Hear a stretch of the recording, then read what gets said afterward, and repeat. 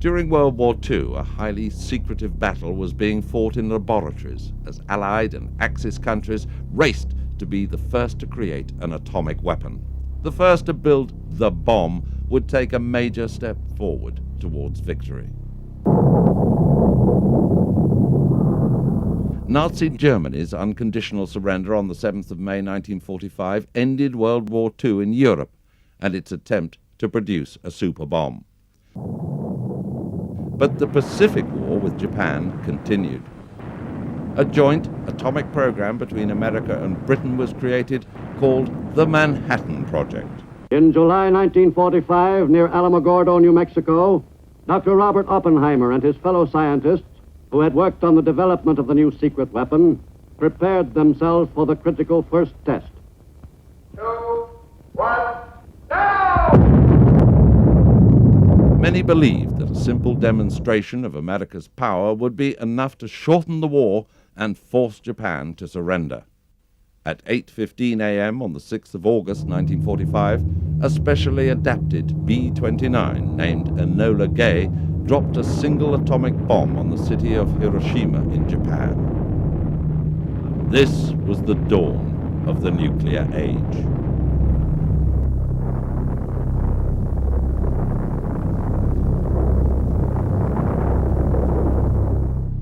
The atomic bomb dropped on Hiroshima had a force of more than 20,000 tons of TNT. It destroyed 2/3 of the city instantly and killed an estimated 78,000 people. 40,000 more people died when a second atomic bomb was dropped on Nagasaki 3 days later. A mere 5 days after that, Japan surrendered unconditionally. Those skeptical of this new technology were forced to think again. 1945, a defeated Germany had been divided into 4 independently controlled sectors by the Allies: America, Britain, France, and Russia. This included the capital, Berlin. Like a flood of hope set free, people's dreams of a unified world seemed possible at last, as relations between the Allied leaders looked optimistic. The first strains in the Russian communist and Western capitalist relationship started to show when Russia, who had claimed huge swathes of eastern Germany, rejected plans to reunite Germany's zones. During the following years, mistrust and hatred between East and West escalated until 1948, when the West united its German-held zones. Russian Premier Stalin's reaction was to block every road, rail, and canal link with West Berlin, hoping to starve the capital into submission. Berlin was 100 miles inside the Russian zone. The West responded by staging the Berlin Airlift. Supplies, people, and munitions were flown in and out of the western sector of Berlin every day. An average 2,500 tons of food a day was needed just to keep the city fed. In reality, over 3 times that amount was delivered. It was the biggest airlift the world had ever seen. After 14 months, Russia was forced to lift its blockade, but relations between East and West had reached their lowest point. The first Russian atomic bomb was tested in 1949. The next phase was to develop the first hydrogen or H-bomb, a weapon thousands of times more powerful than the atomic bomb with a destructive power brighter than 1,000 suns.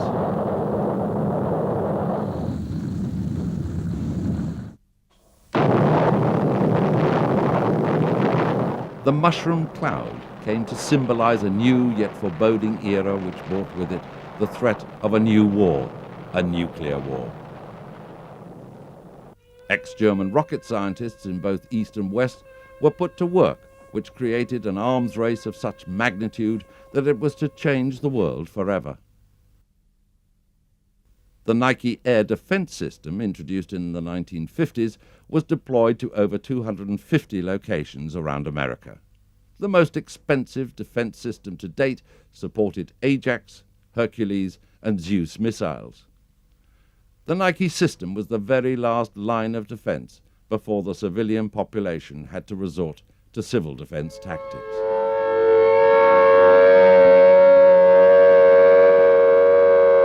Government information films produced during this era reflected American society's preoccupation with the real threat of nuclear war. They always try to remember what to do if the atom bomb explodes right then.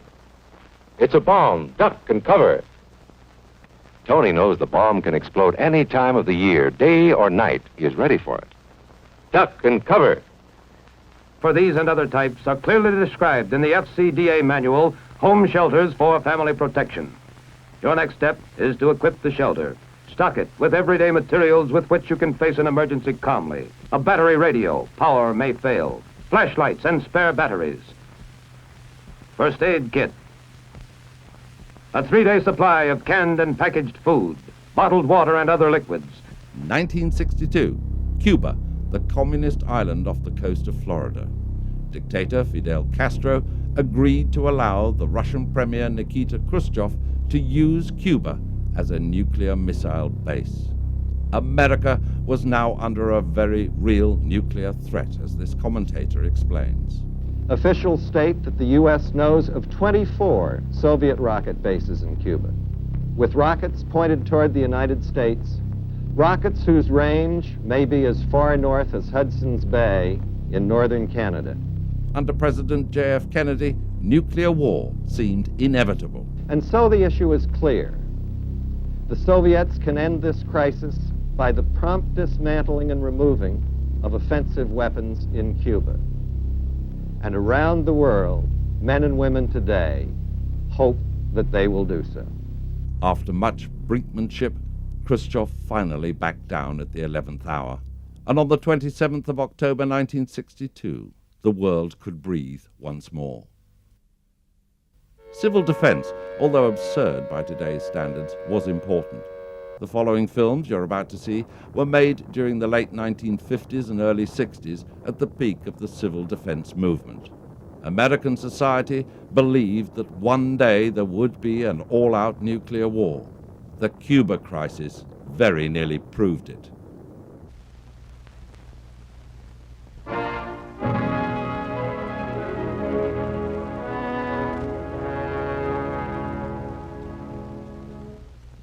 I am Val Peterson. I know that you have all heard about hydrogen bombs. Perhaps, too, you have heard of something called radioactive fallout, which comes from both atomic and hydrogen weapons. As Federal Civil Defense Administrator, I'd like to talk to you about that. For if this country is ever subjected to an enemy attack, what I am going to show you now might someday save your life.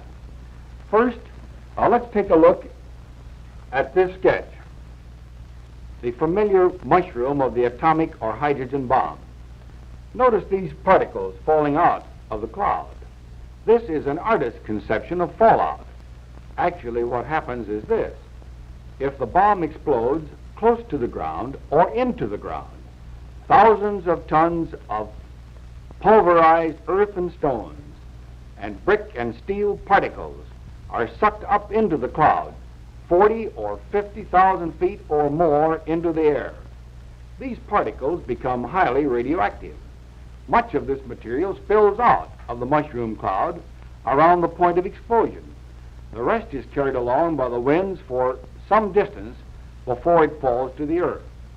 This second sketch shows how the cloud has begun to break up and to drift with the winds. Now here is one highly significant point. Radioactive fallout can occur from an absolutely clear sky. You do not have to see the atomic cloud itself over your head to be in a fallout area. This sketch will give you a general idea of the fallout pattern. This being the city which is the target city, the material will fall out over a considerable area downwind from the target. Now, I'm not here to try and frighten you. As a matter of fact, Americans just don't scare easily anyway. And it's a good thing that they don't in this atomic age. But it is a part of my job as Federal Civil Defense Administrator to give you the facts. Here they are, as far as we know them at this time. All nuclear weapons, atomic and hydrogen bombs alike, produce radioactivity. With the smaller atomic weapons, we did not have to worry too much about fallout. With the larger atomic bombs, and especially with hydrogen weapons, radioactive dust will fall to Earth far beyond the range of fire and blast in the direction of the prevailing winds at the time of the explosion. Now, as you can see, fallout will be a threat not only to so-called target areas, but to many smaller communities far removed from the cities under attack. And in fact, to every farmer living within the area, downwind from the target area and over the distance that the wind may carry these radioactive particles. As a matter of fact, the communities that lie downwind may very well have to withdraw their people from the danger zone laterally, and there will be time because radioactive fallout takes a considerable time to occur.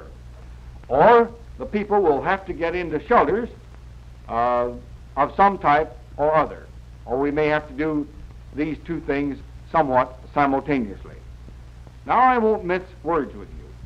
If you happen to be caught downwind in the path of the fallout and without any shelter, and if you don't get into shelter just as rapidly as you can, these radioactive particles could cause your death, or they may cause you serious injury, depending upon the degree of contamination and other factors.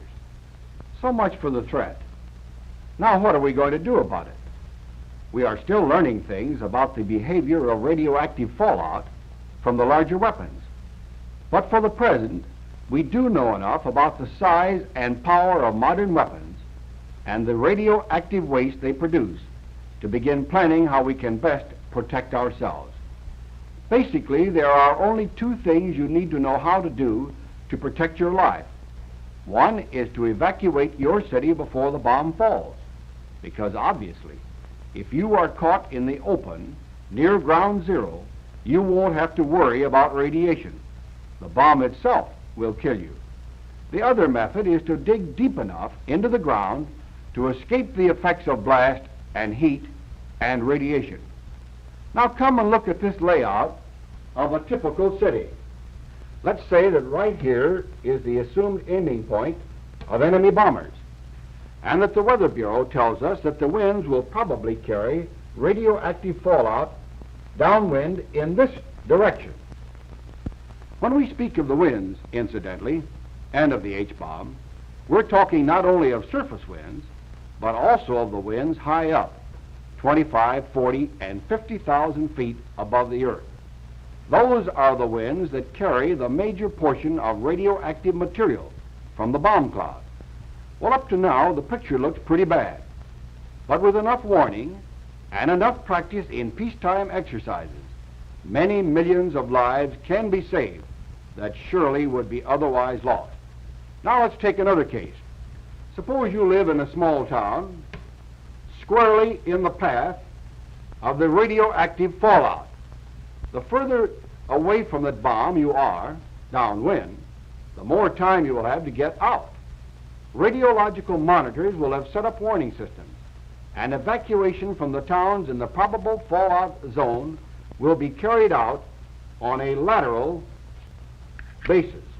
Suppose now that you get little or no warning, or that your own evacuation route lies downwind. Almost any kind of shelter can reduce the danger of radiation. An ordinary frame house like this, outside the area of blast and fire, will provide some protection. A basement shelter will provide even more, while a simple underground shelter with 3 feet of earth covering will give you virtually complete protection from lethal radiation. One thing we want to remember about shelter, however, is that once in it, you may not be able to go outdoors for several days except for short periods. Radiation, contrary to some scare stories you may have heard, doesn't contaminate the countryside forever. Its lethal strength dies very rapidly, sometimes in a few hours. But it might be a couple of days or even longer before it would be safe to leave your shelter altogether. For some time we have urged that every family that possibly can build a basement shelter or an outdoor shelter if they live in the so-called fringe areas of our major cities. Today, with the danger of radiation fallout over long distances, it is equally important that residents of suburban and rural areas, many miles removed from major cities, also build shelters. They should stock them with emergency supplies of essentials such as blankets, first aid kits, food and water, and other articles shown in this sketch. A battery-operated radio will enable you to receive civil defense news and instructions over the Conrad emergency radio broadcasting frequencies at 640 and 1240 on your dials. Civil defense, in the final analysis, has always been a local problem. Some areas, for instance, could be evacuated practically around a 360-degree circle. In other areas, such as this one, where a city has an ocean on one side and may be surrounded by rivers, evacuation problems will be far more difficult. Civil defense, like military defense, must be flexible and adaptable, both to new weapons and varying local conditions. I'd like to emphasize this one point in closing. We'll do all we can in the federal government to get information to you on defense against these new weapons as fast as the scientists can give it to us. And believe me, there are defenses. We'll help you all we can, but the responsibility is first of all yours to work out in conjunction with your local civil defense director. Cooperate with him by participating in evacuation and shelter tests, by taking first aid and other civil defense training. Help that civil defense director of yours all you can. He has a big job, a job that could save your life, the lives of your family, your neighbors, the life of our nation. Thank you.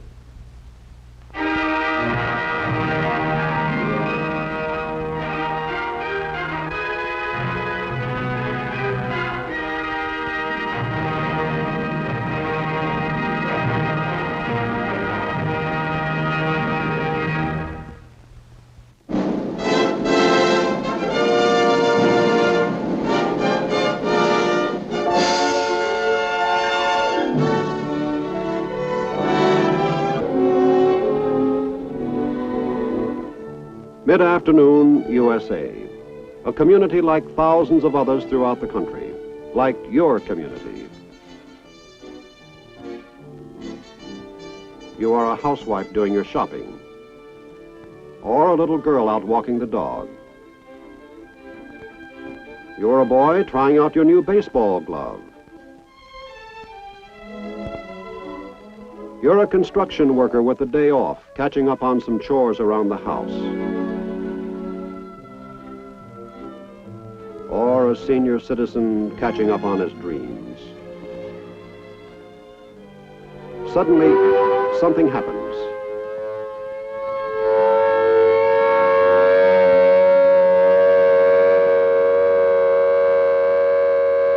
Something that halts the normal routine of your day. Your nation has become the target of a nuclear attack. To prevent you from being a casualty, you must stop what you are doing and be prepared to take cover, most likely in a public shelter. What will you do there? How will you react?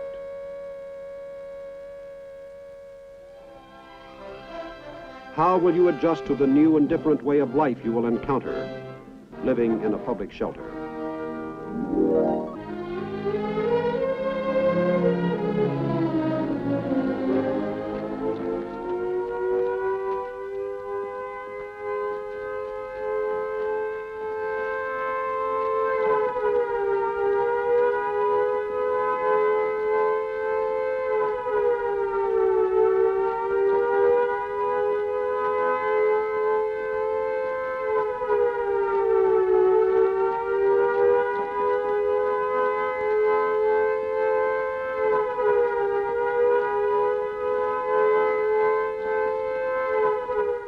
In our projected situation, a nuclear detonation has taken place several hundred miles from this community. Dangerous radioactive fallout is being carried downwind toward the area. This is one of several public fallout shelters in the town with a trained shelter manager and staff. Donald Barnes attended a shelter management course given by an instructor who had received federally sponsored training. Barnes knows the importance of prompt organization within the shelter for the welfare of the occupants.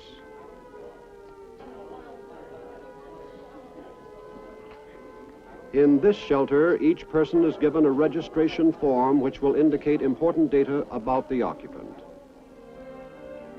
The form provides a ready means to determine the skills and capabilities of the occupants, which may be used in the various shelter functions.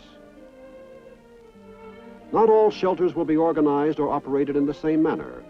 Procedures will depend on the size of the shelter, its floor plan, facilities, supplies, and the availability of trained personnel.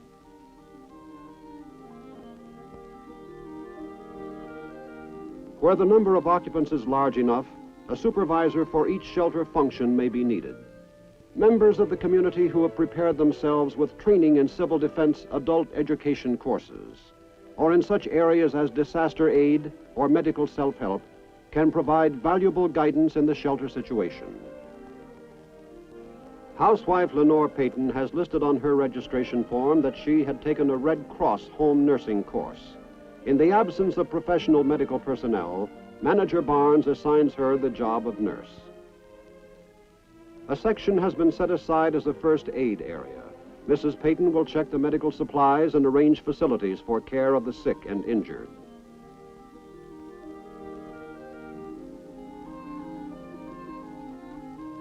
To Hal Benton, construction worker and former military policeman, goes the assignment of security and control, a necessary function in any situation where many people are confined in a limited area for a length of time. Seeking solace in this time of trial, office worker Bert Gaines finds in himself a native ability to comfort others, to bring them spiritual guidance and hope. The alert shelter manager is always on the watch for the emergent leader who can help to ease the burden of shelter living.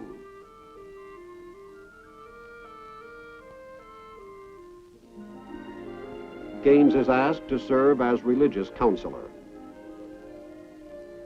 Carrie Wilkins, cashier at a supermarket, is put in charge of vital food and water supplies. Mrs. Wilkins will keep a careful check on these provisions and their handling and distribution. This includes those provisions furnished by the federal government in shelters which meet certain basic requirements. In many shelters, these will be the only provisions available. Other assignments are made to complete the supervision of key shelter functions. The first meal in the shelter. To facilitate the procedure, the shelter population is grouped into units, each with its own leader selected from the occupants, who keeps a record of the rations issued to the people in his unit.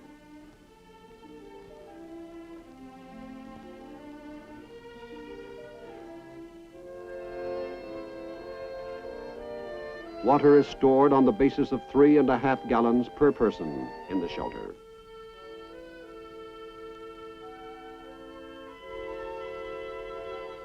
Federal rations provide 10,000 calories per person. Additional food items may be added to shelter provisions by the community. These might include special foods for persons with dietary needs, utensils for cooking and washing, and additional water rations for cleaning and washing.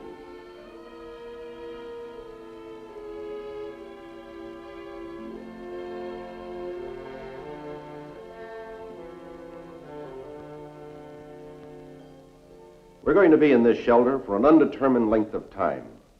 Now, this is a new and different experience for all of us. It will require understanding, tolerance, and cooperation on the part of all. It will be necessary to establish certain rules and regulations to ensure our safety. As your shelter manager, I urge you to observe them. Now, procedures have been set up for efficient shelter functions, and I would like to explain these to you. Number one, medical facilities. Early orientation of the occupants is vital so that they will have some idea of what lies ahead. In his responsibility as shelter manager, Barnes' legal status and authority must be made clear to the occupants. Above all, he must have their confidence from the beginning if he is to do his job efficiently. He discusses with them the shelter staff and organization, the facilities available, operating procedures, the daily schedule. He emphasizes their dependence on one another in the shelter situation and the need for a helping hand. Questions are asked and answered as frankly as possible. No attempt is made to hide the seriousness of the situation, but the shelter manager uses his own discretion in seeing that the occupants are not needlessly upset. Health of the occupants is a major consideration. Anyone with a special medical condition is asked to notify the appointed nurse, who collects medications and keeps them in a central place. Sickness in the shelter can present a very serious problem, and preventive measures against illness are taken wherever possible. People in a stress situation often find comfort in religion. The religious counselor sees that everyone who seeks the consolation of his faith is given the opportunity for counsel, meditation, or prayer.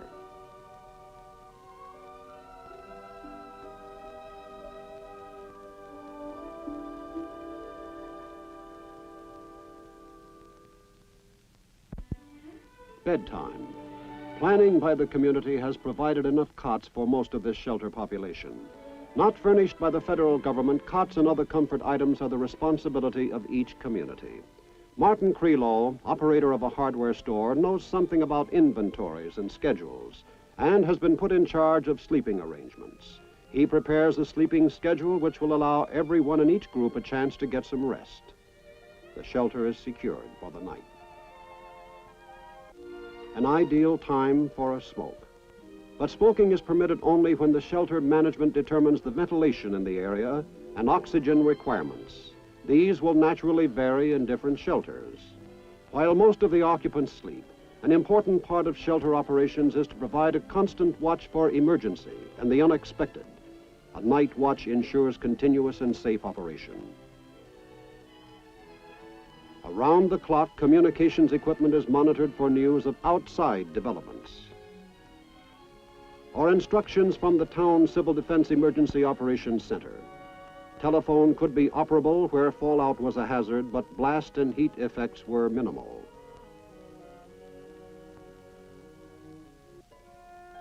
A change of shift and time for radiological survey, one of the most important shelter activities which goes on night and day.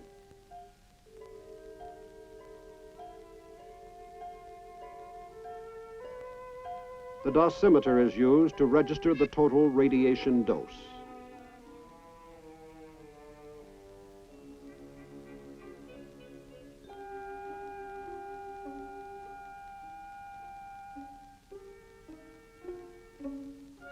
A trained specialist, the radiological monitor keeps track of radiation levels within the shelter so that a complete record of the dose and dose rate is available.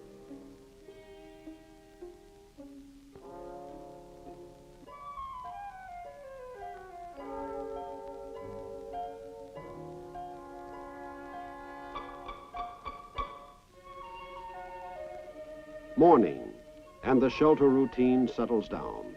Occupants must get used to new ways in an environment still strange to them.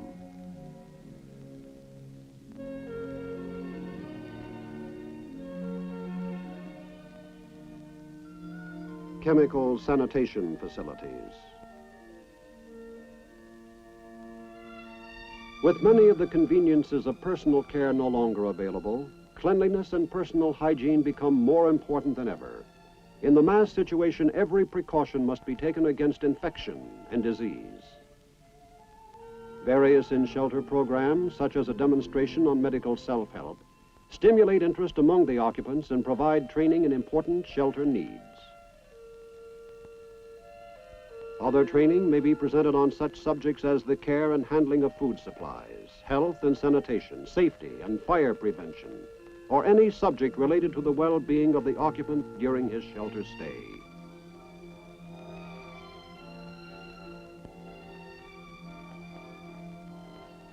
we've received the following message from the mayor of our town. Your city government has prepared itself to deal with this type of situation. We are ready to care for our people. The radiation level in the community is still too high to undertake any outdoor activity. Remain in your shelters. We will keep you informed of local conditions. Again, let me emphasize the need of remaining in your shelter.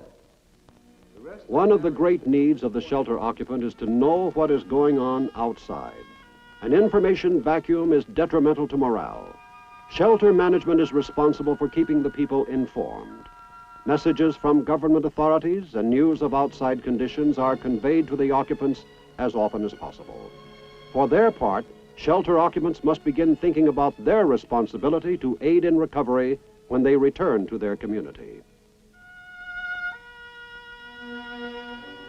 Rumors flourish more easily in the stress situation, and care will be taken by the shelter management that only accurate, clear, and concise information is presented. Recreational programs fill an urgent need to limber up muscles stiff from confinement in the small area, to provide mental relaxation.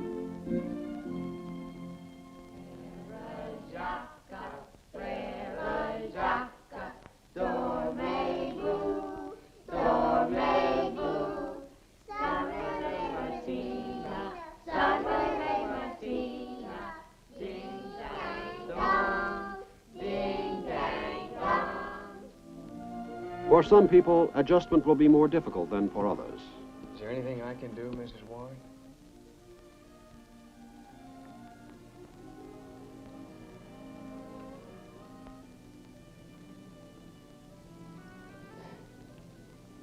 It's the not knowing that makes it so hard. Not knowing what's happened to them. Your family? My husband and my little boy. Mark's only 5.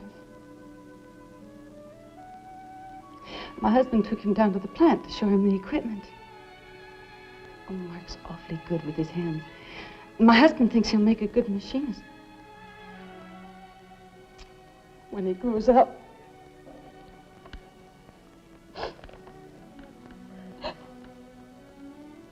Mrs. Warren, the latest list of the people in other shelters has just arrived. I've checked them all. This one just came in. I'll take a look and see if they're on it.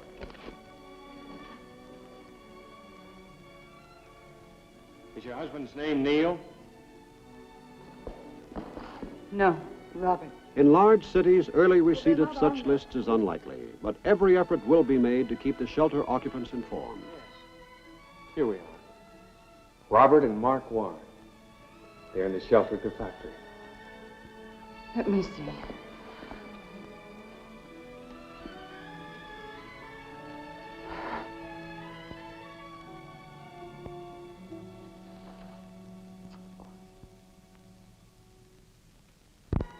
Reactions to stress are as varied as human personality itself. What are we doing in here anyway? We'd be just as well off taking our chances on the outside.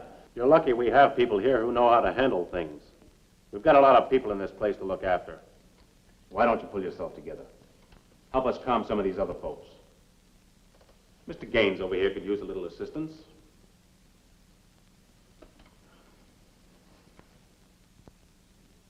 I just put the geraniums in last spring. They've done fine. The soil is real good. I've been building it up for years with compost. My wife used to say, even tin cans could grow in that soil, the way I took care of it. What's going to happen to it now? Don't know what I would do without my garden. That's all I have. It's the government's fault. They got us into this. We pay taxes, and we have a right to expect them to prevent this sort of thing from happening. I know how you feel, but remember, we're the government. You and I and all the rest. And we didn't start this war, the enemy did. But we did provide shelters for our safety, just like this one. And with your help and that of all the rest, we'll make out all right.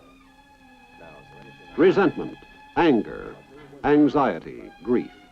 These are a few of the psychological responses that may result from the shelter situation. There may even be overt antisocial behavior which might jeopardize the safety of the other occupants. Necessary measures to maintain order and security will be taken by the shelter management. Some shelters have a forced ventilation system. It may be inoperative during some portions of the shelter stay.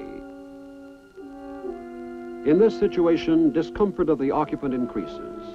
Human tolerance to temperature rises in confined areas, has limitations, and dangerous levels can be reached.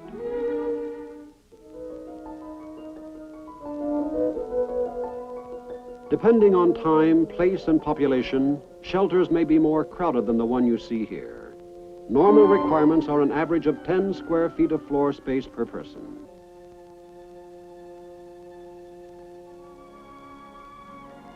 Almost 2 weeks have passed. There has been some illness. Some of the occupants have developed headaches, but their ordeal is nearly over. Some remain disturbed.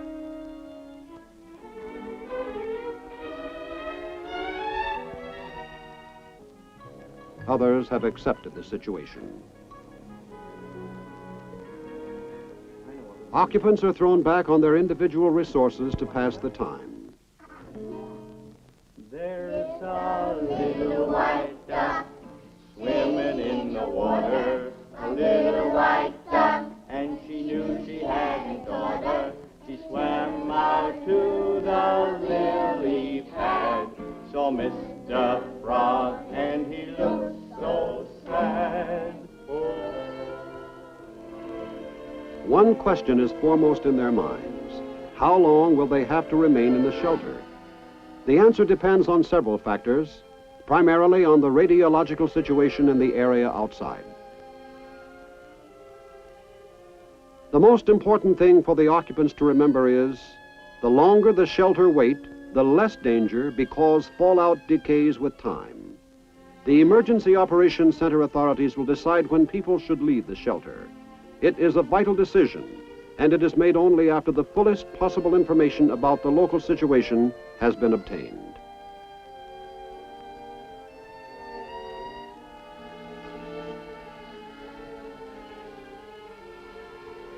The shelter manager will present reasons for staying or reasons why it would be better to go, so that the shelter occupants are fully informed.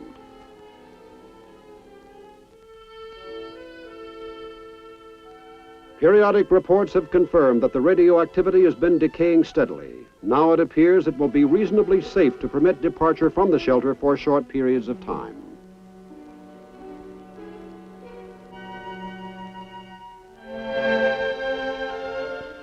Plans are made for emergence. First, a group will be permitted to leave the shelter for rooms in the same area. Later, work details will be sent out to help restore normal community functions. Finally, there will be permanent emergence.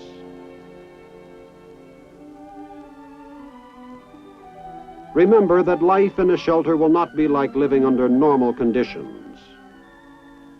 Suppose, in our story, there had been no shelter, no plan, no organization, no trained personnel.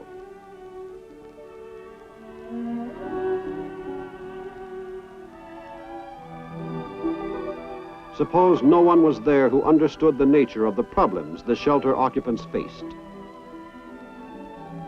Suppose no one had known when or if ever there would be hope of returning to a life previously known.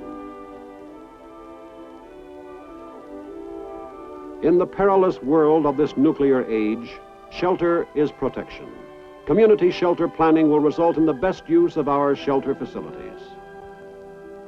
Should the siren sound, would your community be ready with the kind of shelter preparation you have just seen? Would you be better prepared, or would you not be prepared at all? Shelter living will be what you, the community, make it, what you have provided for. That our normal, everyday way of life may not be suspended, this is our wish and our hope. But housewife, children, working man, the aged. In our own interest, all of us should have some idea of what to expect if our survival should ever depend on living in a public shelter.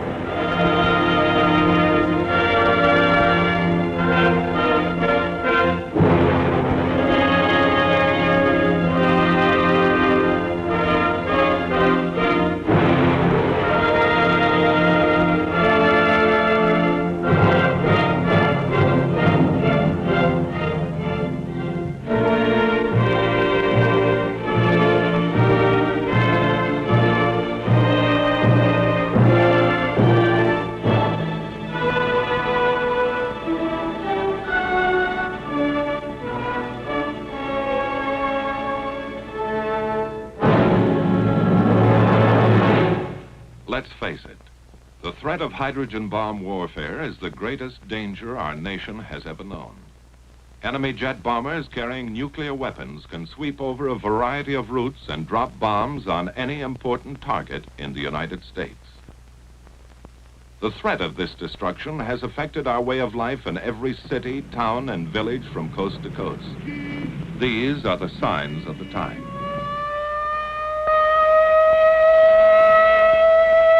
Only in practice now, a rehearsal, a training exercise. But tomorrow, this siren may mean the real thing. And if you hear it, as you drive in your auto, as you sit in your office, or work at your bench, wherever you are, what will you do? What will happen to you? Let's face it, your life, the fate of your community and the fate of your nation depends on what you do when enemy bombers head for our cities. And that is why civil defense was organized. To teach you how to survive in the thermonuclear age by taking shelter or by evacuating your area as directed. Civil defense will teach you how to take care of yourself, your family, and neighbors. How to get official instructions and act according to plan. In time of atomic attack, the usual professional services, police, fire, welfare, hospital, and ambulance, could be bombed out, too busy, or unable to get to you and your family. Civil defense control points would function as the nerve centers for dispatch of organized assistance to disaster areas from outside the target districts. Every preparation is being made to deal with emergency conditions which would be created by enemy attack. To provide for communication with the public during an actual attack, our broadcasting industry and the federal government developed CONELRAD. This system permits the broadcasting of official news and civil defense instructions without helping enemy navigators find our cities by following radio beams. The CONELRAD frequencies are 640 and 1240 on your standard radio dial. A hazard unique to nuclear warfare is radioactive fallout. Unseen, unheard, and odorless, this substance can only be detected with sensitive instruments. Special training is necessary for radiological safety experts. Their duties will be to check radiation levels in both damaged areas and probable fallout areas. When sufficient warning time can be obtained by early detection of approaching enemy aircraft, withdrawal from key target cities or fallout areas may be ordered by local civil defense authority. The instinct of survival is inherent in all of us, and national survival requires that each one of us assume his share of the responsibility. There is work to be done, and each must cooperate. Opportunities for training with the Red Cross and other groups are everywhere. The combined efforts of many trained individuals are needed to make civil defense a forceful reality. This training is invaluable in preparation for enemy attack or the savage fury of nature. Experience in past disasters has proved the value of advanced training. and the need for more stockpiling of emergency food supplies, medicines, and other critical items to care for the injured and homeless. However, it was the awesome power of atomic energy as demonstrated in wartime use that brought to sharp focus the new problems concerning human survival and the urgent need for a civil defense program based on facts about the atomic bomb. Opportunities to gain this information came with the study of structures in controlled atomic tests conducted at Eniwetok Atoll in the Central Pacific. The main objective of testing is weapons development to strengthen national security, but also included are scientific experiments for the Atomic Energy Commission, military projects for the Air Force, Army, and Navy, and defense tests for the Federal Civil Defense Administration, primarily concerned with the effects of nuclear weapons on cities, industries, and people. The tremendous effects of heat and blast on modern structures raise important questions concerning their durability and safety. Likewise, the amount of damage done to our industrial potential will have a serious effect upon our ability to recover from an atomic attack. Transportation facilities are vital to a modern city. The nation's lifeblood could be cut if its traffic arteries were severed. These questions are of great interest not only to citizens in metropolitan centers, but also to those in rural areas who may be in a danger zone because of radioactive fallout from today's larger weapons. We could get many of the answers to these questions by constructing a complete city at our Nevada proving ground and then exploding a nuclear bomb over it.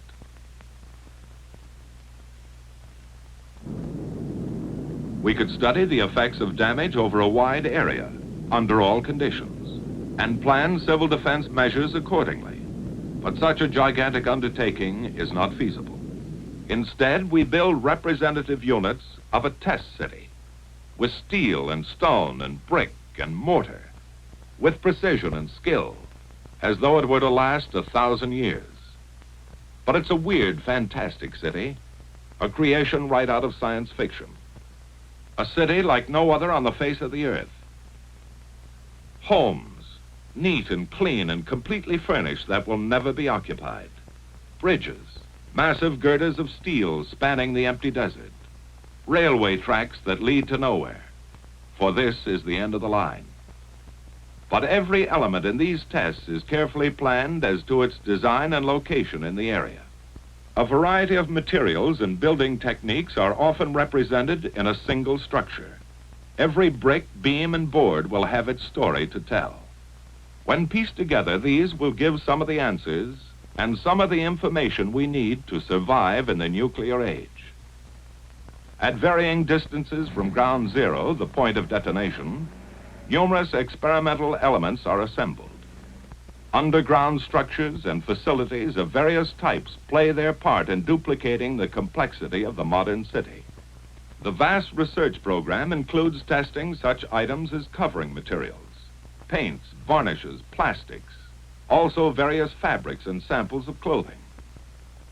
On the outskirts of our test city, a synthetic forest has been erected to determine the protective value of foliage and trees. To give us a ringside view of the event, high-speed cameras stand like lonely sentinels, ready to photograph the hurricane of fury. Before leaving the test area, a final check is made on the multitude of instruments and technical devices which will record a variety of blast phenomena for future study. Now, with all the elements in place, our test city is complete. From the air, its center will appear as a bullseye to the bombardier at H hour. On the morning of shot day, official observers, technicians, and scientists gather at News Knob to await the momentous event. This is the payoff for months of planning and preparation on the part of the Atomic Energy Commission, the military services, civil defense, and other test agencies. As part of an experiment to observe the phenomenon of atomic detonation at close hand, military personnel and defense officials dig in within a few miles of ground zero. After a final briefing from the officer in charge just before H hour, the men disappear into their foxholes. Every precaution has been taken for their safety. They're told to crouch low, shield their eyes, and remain down until the signal to rise is given. Now the moment of greatest anxiety, waiting those last few seconds.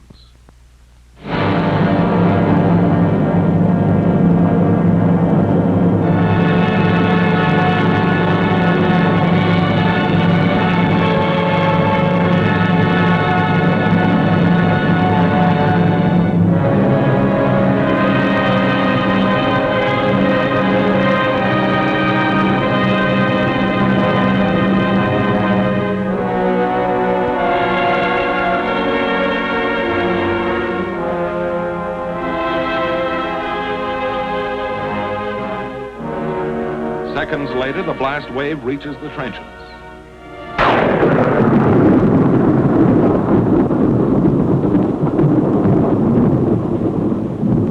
As the tower of smoke and flame looms overhead, one thought is uppermost in all minds. Now it's over. The fury of it had stunned some, but not one was injured. High above, the smoke ring, puffed by atomic breath, rises skyward, watched by the men who had faced it. A scouting party takes the first look at the scattered wreckage of the test city. The imprint left by the hurricane of fire and blast remains here for us to read and analyze. From studies of ruins and damage such as this, we get the hard-to-come-by knowledge that helps us form rules for survival in modern warfare. While only atomic bombs are tested in Nevada, the results can be scaled for the larger, far more powerful thermonuclear weapons. A hydrogen bomb will destroy a greater area than the atomic bomb and will release more dangerous radioactive materials. But the problems of rescue caused by blast and fire along the periphery of damage remain the same. In these fringe areas, civil defense training can save many lives, lessen damage from secondary fires, and help establish emergency facilities. Now in a helicopter, the radiological safety men measure the amount of radiation. When readings indicate safety for human beings, the troops are led in for a tour of the area. By double-checking with Geiger counters every inch of the route, men can now enter safely and confidently areas spotted with radiological contamination, an indication of the progress made in understanding atomic hazards. And thus, each test adds to our growing fund of knowledge. For it is only by investigating and experimenting that we get the facts to keep our military and civil defense program up to date and effective. Every bit of twisted steel makes its contribution. Blackened ruins and ashes of a structure add another chapter. The shattered wreckage of a dwelling offers an eloquent testimonial. Piece by piece, like the parts of a jigsaw puzzle, our story is assembled, analyzed, and evaluated. Then the survival facts are made available to you through your local civil defense program. In the thermonuclear age, civil defense, like military defense, must be flexible. It must develop and grow, even as the forces that threaten our existence. And so until men of goodwill have turned this awesome power to peaceful uses, let us recognize the threat to our way of life, the threat to our survival, and let's face it.